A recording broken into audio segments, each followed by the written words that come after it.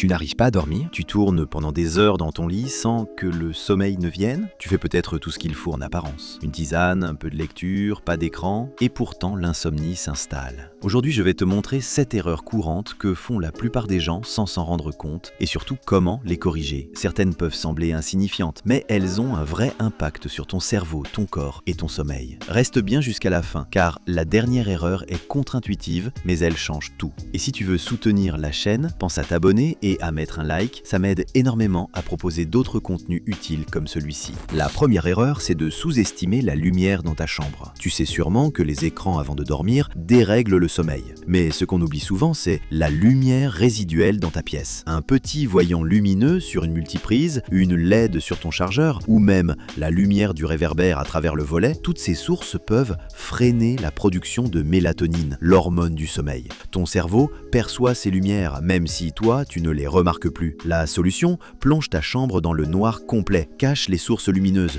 utilise des rideaux occultants et, si besoin, opte pour un bon masque de sommeil. Un modèle confortable et opaque peut suffire à faire toute la différence. La seconde erreur, c'est d'avoir un lit inadapté. Tu te dis sûrement, mon lit, je l'utilise tous les jours, donc il doit être confortable. Mais justement, c'est parce que tu y dors tous les soirs que tu ne remarques plus ce qui cloche. Ton corps, lui, s'en rend compte, même si toi, tu t'y es habitué. Un matelas trop vieux, affaissé, trop dur ou trop mou empêche tes muscles de vraiment se relâcher. Ton dos, tes épaules, ta nuque sont alors en tension constante. Tu peux passer la nuit à bouger pour essayer de trouver une position confortable, sans vraiment en avoir conscience. Et ce sont ces micro-réveils invisibles qui fragmentent ton sommeil. Même problème côté oreiller. Un oreiller trop plat ou trop épais désaligne tes cervicales. Résultat, raideur au réveil, mal de tête, fatigue dès le matin et surtout, un sommeil non réparateur. Tu peux te poser quelques questions simples. Est-ce que je me réveille en ayant mal quelque part? Est-ce que je transpire la nuit ou ai-je souvent trop chaud? Est-ce que mon matelas a plus de 7 ou 8 ans? Est-ce que je change régulièrement mes oreillers? Parfois, ce n'est même pas une question d'argent. Juste changer d'oreiller pour un modèle ergonomique, respirant, qui soutient bien la nuque peut suffire à changer ta qualité de sommeil en quelques jours. Il existe aussi des matelas en mousse à mémoire de forme ou hybrides qui s'adaptent à ta morphologie et évitent les points de pression. Je t'ai mis en description des modèles que j'ai testés et validés.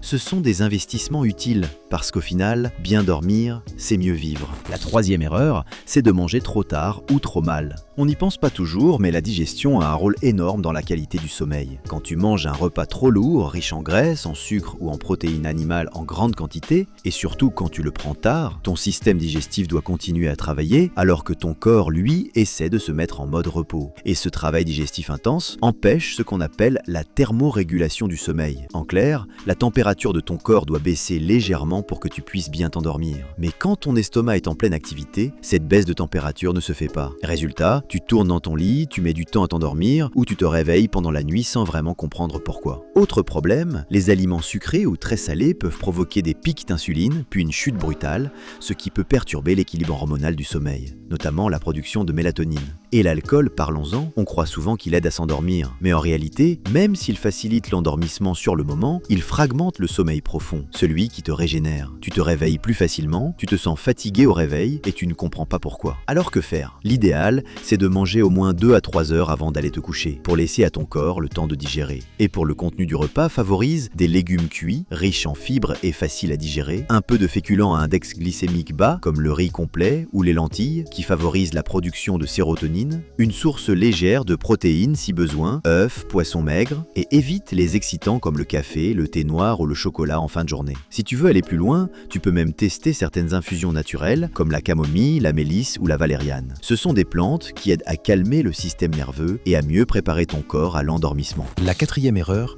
c'est de résister au sommeil. C'est contre-intuitif, mais ça arrive à beaucoup de gens. Tu es fatigué, tu bâilles, tu sens que tu pourrais dormir, mais tu repousses. Tu finis un épisode, tu scrolles encore un peu sur ton téléphone, tu tires un peu plus. Le problème, c'est que le corps fonctionne par cycle. Si tu rates la fenêtre d'endormissement, tu dois attendre le cycle suivant, qui peut arriver 60 à 90 minutes plus tard. Apprends à écouter ton corps. Quand les signes arrivent, Paupières lourdes, baisse de température, bâillement, ne résiste pas. Prépare-toi à dormir tout de suite. La prochaine erreur, soit la 5e, c'est d'avoir un environnement sonore qui nuit à ton sommeil. Tu crois peut-être dormir dans le silence, mais ton cerveau, lui, perçoit les bruits de fond. Circulation, voisins, frigo, chauffage. Même à bas niveau, ces micro-stimuli perturbent l'entrée dans le sommeil profond. 2 solutions. Utiliser des bouchons d'oreilles doux et confortables ou installer un bruit blanc comme un ventilateur ou une app dédiée pour masquer les bruits parasites. Un simple changement acoustique peut calmer ton système nerveux et améliorer ton endormissement. La 6e erreur concerne ta chambre à coucher. Tu ne te rends peut-être pas compte, mais la température de ta chambre peut avoir un impact énorme sur ton sommeil. Le corps a un mécanisme naturel. Pour bien s'endormir, il doit faire baisser sa température interne, c'est un signal biologique. Quand ton cerveau perçoit que la température chute légèrement, il comprend que la journée touche à sa fin et il commence à produire de la mélatonine, l'hormone qui prépare au sommeil. Mais si tu dors dans une pièce trop chaude, mal ventilée ou avec des draps qui retiennent la chaleur, ce processus est perturbé. Ton corps reste en mode actif au lieu de se relâcher. Résultat, tu mets plus de temps à t'endormir, ton sommeil est moins profond et tu te réveilles plus facilement pendant la nuit. L'idéal, c'est une chambre autour de 18 à 19 degrés. Ça peut sembler frais, mais c'est justement cette fraîcheur qui déclenche la phase de repos. Pense à aérer ta chambre au moins 10 à 15 minutes avant de te coucher, même en hiver. Et choisis des draps légers, respirants, en coton ou en lin, plutôt que des matières synthétiques qui gardent la chaleur. Autre détail à éviter, la douche très chaude, juste avant d'aller au lit. Sur le moment, tu te sens détendu, mais en réalité, ton corps chauffe et ça peut repousser l'endormissement. Privilégie plutôt une douche tiède ou un bain tiède pris un peu plus tôt dans la soirée pour aider à cette fameuse baisse de température. Si tu vis dans une région chaude ou en été, un ventilateur silencieux, un refroidisseur d'air ou même un surmatelas rafraîchissant peut grandement améliorer ton confort nocturne. J'ai mis quelques options intéressantes en description si tu veux tester. La 7e erreur, c'est de penser beaucoup trop avant d'aller te coucher.